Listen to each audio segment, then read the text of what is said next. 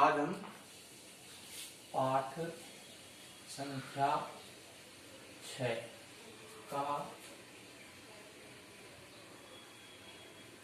अमृत बिंदुवय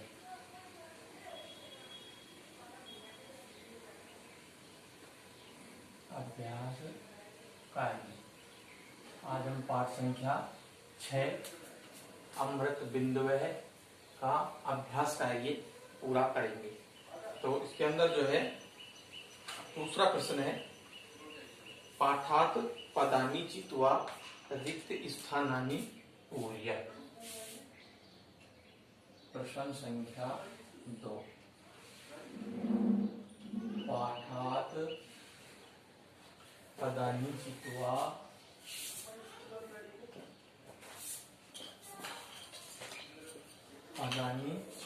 रिक्त स्थानानि पूरयत्।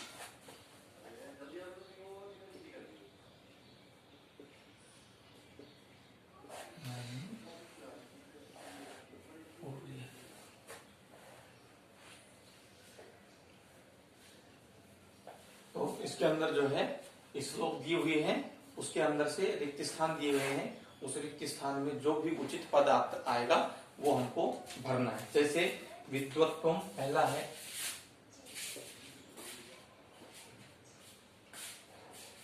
विद्वत्वम रिक्त स्थान, ठीक है। च कदाचन, च कदाचन एव, कदाचन एव और फिर रिक्त स्थान न। राजा रिक्त स्थान पूज्यते, राजा रिक्त स्थान पूज्यते और फिर है रिक्त स्थान सर्वत्र पूज्यते, सर्वत्र पूज्यते। अब हमको जो है इनमें रिक्त स्थान में जो उचित पद है वो हमको पढ़ करके और इसको जो है पदों को पूरा करना है। तो देखिए विद्वत्वम और फिर क्या आ जाएगा, नृपत्वम च, नृपत्वम च। कदाचन एव, कदाचन एव तुल्यम,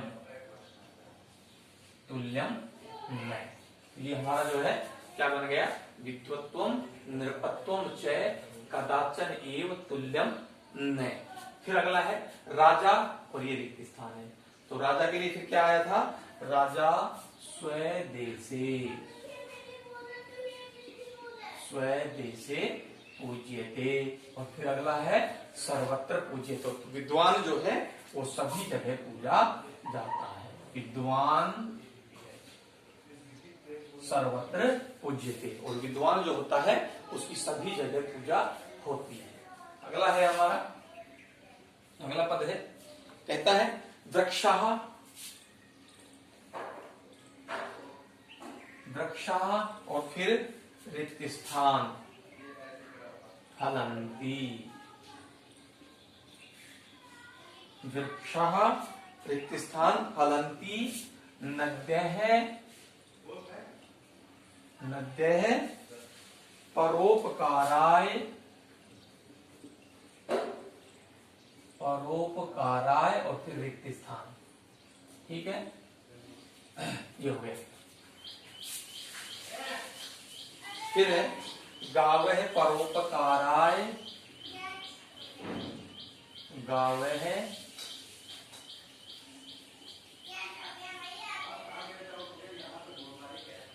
परोपकाराय दूह रिक्त स्थान और फिर है इदम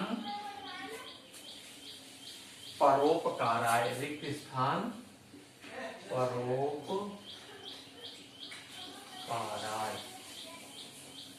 परोपकाराय, ठीक है। तो अब इन रिक्त स्थान में हमको उचित पद जो भी है, तो वृक्षाः रिक्त स्थान फलन्ति, तो रिक्त स्थान में क्या आ जाएगा, वृक्षाः परोपकाराय, परोपकाराय फलंती। नद्य है परोपकाराय वहंती। और नदियां जो हैं वो परोपकार के लिए ही बहती हैं, और वृक्ष जो है वो परोपकार के लिए फल देते हैं। गाव है परोपकाराय, क्या करती हैं? दुहंती। गायें जो हैं वो परोपकार के लिए दूध देती हैं। और इदम शरीरम, यह शरीर जो है ये किसका है? इदम शरीरम परोपकारा, यह शरीर जो है हमारा यह भी परोपकार के लिए ही है, दूसरों की भलाई के लिए ही है। अगला है,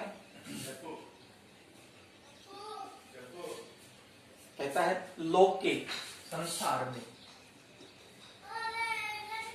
लोके रिक्त स्थान और शीतलम। शीतलम, लोके रिक्त स्थान शीतलम चंदनात् अपि। चंदनात् अपि, चंदनात् अपि, और फिर है रिक्त स्थान। अगली लाइन है, कहता है शीतलः भवति।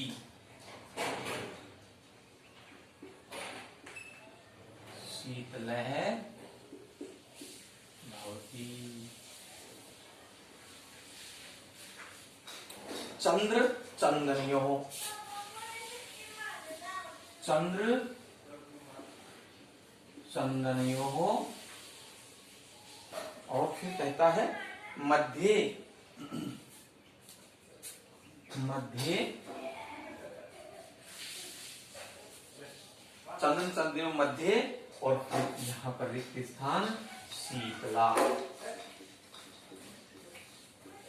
ठीक है, इसके अंदर जो है तीन ही रिक्त स्थान दिए हुए हैं। लोके शीतलम, तो संसार में सबसे शीतल क्या है? चंदन। लोके चंदनम शीतलम चंदनात् अपि, और चंदन से भी, चंदनात् अपि चंद्रमा। चंद्रमा, चंदन से भी बढ़ करके शीतल कौन है? चंद्रमा। और फिर कहता है शीतलः भवति। चंद्र चंदनयोः मध्ये साधु संगति शीतला। साधु संगति।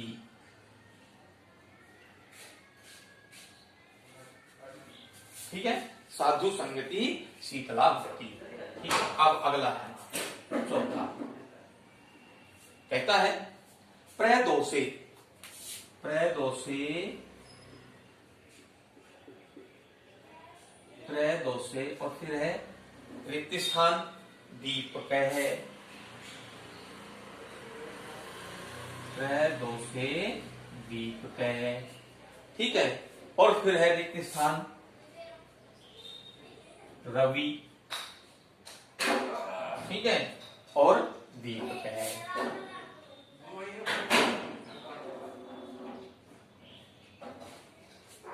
ठीक है, फिर अगला है, फिर रिक्त स्थान है। यहाँ पर रिक्त स्थान धर्म है, दीपक है। धर्म है, धर्म है, दीपक है। ठीक, और फिर है रिक्त स्थान कुल दीपक है। कुल दीपक है। ठीक है, प्रदोषे, प्रदोषे दीपक है, यानी संध्या काल का या रात्रि काल का दीपक क्या होता है? चंद्र है। प्रदोषे चंद्र है, दीपक है। प्रदोष काल का चंद्रमा दीपक होता है। और रवि कब का दीपक होता है? तो यहाँ पर दीजिए प्रभाते रवि दीपक है। प्रभाते, प्रभात काल का रवि दीपक होता है। सुबह का दीपक जो है वो सूर्य होता है। त्रिलोके धर्म दीपक है, और तीनों लोका, त्रयी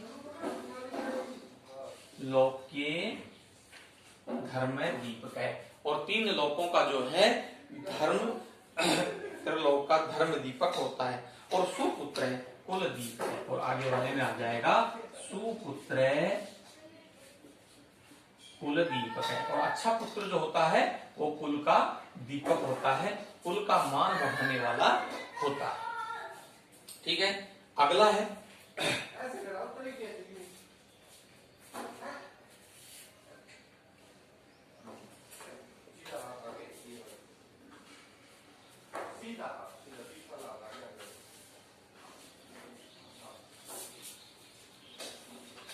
अगला प्रश्न है हमारा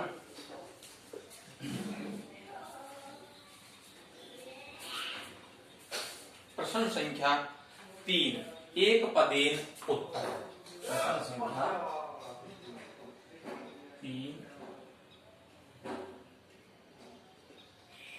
एक पदेन उत्तर। ठीक है, कहता है पृथ्व्याम कति रत्नानि सन्ति। पृथ्व्याम कति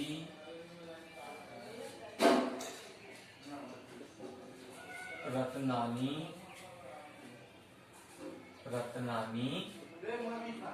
सन्ति। अर्थात पृथ्वी पर कितने रत्न हैं। पृथ्व्याम कति रत्नानि सन्ति, पृथ्वी पर कितने रत्न हैं। तो पृथ्वी पर कितने रत्न हैं, इस श्लोक में कितने बताया गया था, त्रीणि रत्नानि।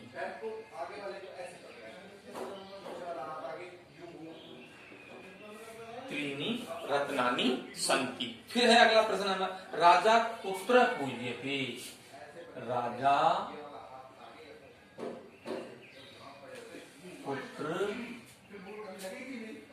पूज्यते, राजा कहाँ पूजा जाता है, अर्थात राजा का कहाँ सबसे अधिक मान होता है। तो कहता है राजा पुत्र पूज्यते, तो राजा को स्वदेशे, स्वदेशे अपने ही देश में, राजा अपने ही देश में पूजा जाता है। इस श्लोक में क्या आया था, स्वदेशी पूज्यते राजा, राजा अपने ही देश में पूजा जाता है।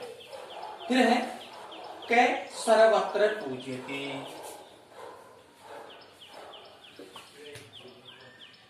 कै सर्वत्र पूज्यते, सभी जगह कौन पूजा जाता है। तो हमारे इस श्लोक में आया था, इसी श्लोक के अंदर आया था कि विद्वान जो होते हैं, विद्वान सर्वत्र पूज्यते। तो एक पद में उत्तर क्या हो जाएगा, विद्वान, विद्वान सर्वत्र पूज्यते। फिर है वृक्षा किम अर्थम फलन्ति।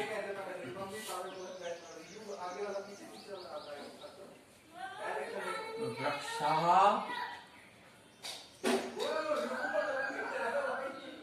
किमर्थम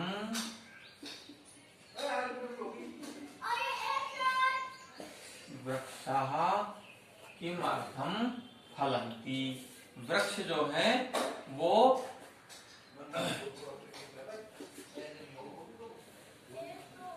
कहता है वृक्षा किमर्थम फलन्ति, तो वृक्ष जो है वह भी परोपकार के लिए, परोपकार के लिए दूसरों की भलाई के लिए। तो वृक्ष जो है वो परोपकाराय फलन्ति, तो वृक्ष जो है वो परोपकार के लिए ही फल देते हैं। वृक्षा परोपकाराय फलन्ति। फिर है अगला प्रश्न,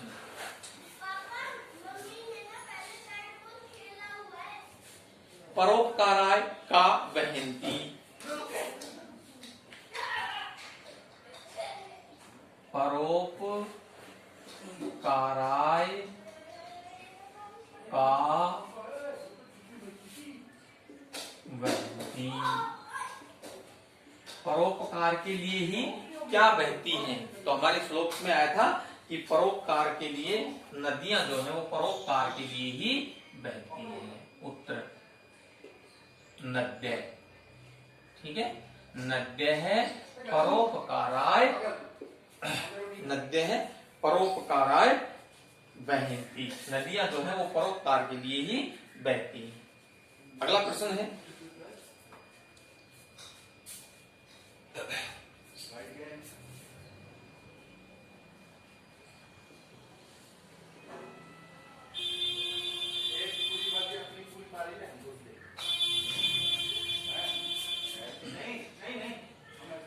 हाँ, परोपकाराय का वहंती नद्य। हंसस्य वर्ण है कै, हंसस्य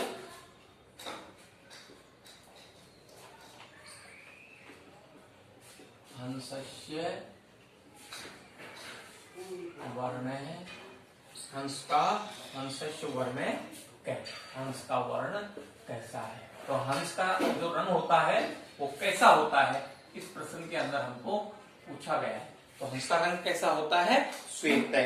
हंस का रंग, हंसस्य वर्ण क्या है, श्वेत है, श्वेत है। हंस का रंग सफेद होता है। अगला प्रश्न है,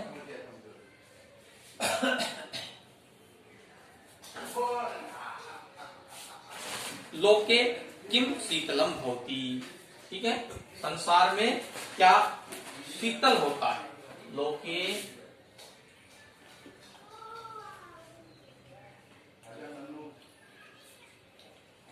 किम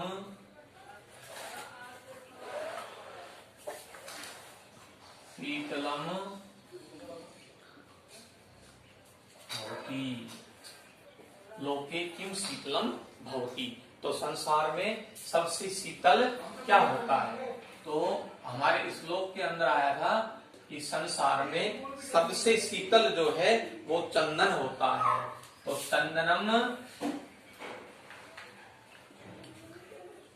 चंदनम शीतलम भवति लोके। अगला है,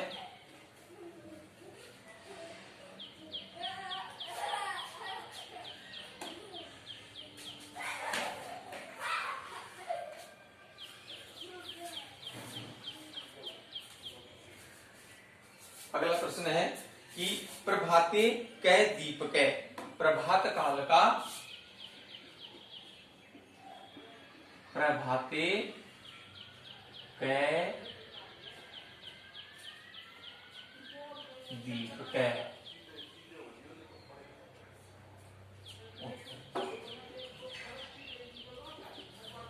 प्रभाते कै दीपकै। तो प्रातः काल का या प्रभात काल का दीपक किसको बताया गया है। तो इस संसार में रवि, रवि का मतलब होता है सूर्य। रवि जो है वह प्रभात काल का दीपक होता है। ठीक है, इसी प्रकार से जो है ये हमारे एक पद के उत्तर हैं और इनके अंदर जो दिया गया है ये अमृत बिंदु, अमृत बिंदु नामक पाठ के अंदर जो है ये जो अमृत के समान जो बिंदु हैं जो हमारे जीवन को सदमार्ग दिखाते हैं, उज्जवल बनाते हैं और हमारे जीवन को सफल बनाते हैं। हमको ये उदाहरण के तौर पर जो बताए गए हैं, जैसे रवि जो होता है, सूर्य जो होता है उसका अलग महत्व होता है, चंद्रमा का रात्रि के समय में अलग महत्व होता है। तो जितना सूर्य जो है महत्व है उसके समय में उसका महत्व होता है, उतना ही जो है चंद्रमा का भी होता है। चंदन को जो है सबसे शीतल बताया गया है। चंदन से जो है हमको ये शिक्षा लेनी चाहिए कि वह सबसे शीतल होता है, उसके ऊपर जो है कभी भी विपरीत परिस्थितियों का प्रभाव नहीं पड़ता। ठीक है, हंस जो होता है, हंस और बगुले का यहाँ पर भेद बताया गया है ये, और यहाँ इसमें श्लोक में जो है उसका वर्ण पूछा गया है कि वह जो है कैसे वर्ण का है, सफेद वर्ण का है। और उसके बाद में सबसे महत्वपूर्ण और सबसे अच्छा जो बताया गया है परोपकार के लिए आया है कि हम ये करते रहते हैं, ये मेरा है, ये तेरा है, ये उसका है, ये उसका है, लेकिन सबका सब कार्य जो होता है, सबका जो भी कुछ है वो परोपकार के लिए ही है। जैसे बताया गया है कि नदियां परोपकार के लिए होती हैं, गाय का दूध जो गाय दूध देती है हमें वो परोपकार के लिए होता है, और तो और जिस शरीर को हम अपना शरीर बोलते हैं वह भी परोपकार के लिए ही होता है। तो हमारा जो और साधु संगति जो है उसको सर्वश्रेष्ठ बताया गया है। कभी भी आपको साधुओं की संगति, अच्छे मित्रों की संगति किसी भी संकट में नहीं डालेगी, किसी भी मुसीबत में नहीं डालेगी, तो इन सभी को जो है हमें अपने जीवन में अपनाना चाहिए और इनको जो है चरितार्थ करना चाहिए। अगला, थैंक यू।